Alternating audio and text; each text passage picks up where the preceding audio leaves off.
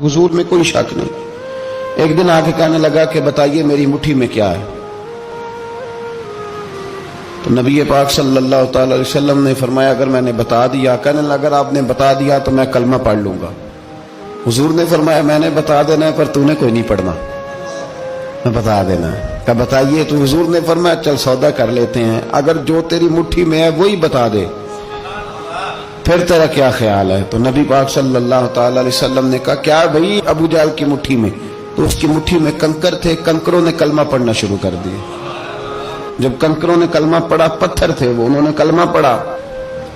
अबू जाल ने वो कंकर जमीन पे फेंके, कहने लगा ओहो तेरा जादू तो पत्थरों पहाड़ों पे भी चलता है।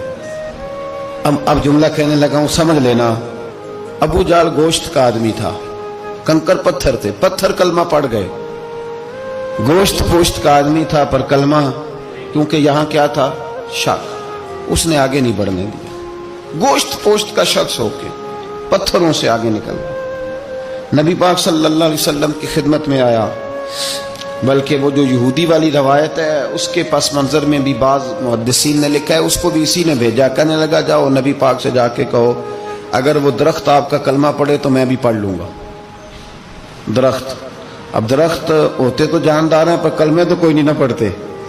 दरख्त से भी तो इंसानों से कलमा पढ़ने की बात, अगर दरख्त पढ़े तो मैं पढ़ लूंगा। नबी पाक सल्लल्लाहु अलैहि वसल्लम दूर बैठे थे, दरख्त दूर था।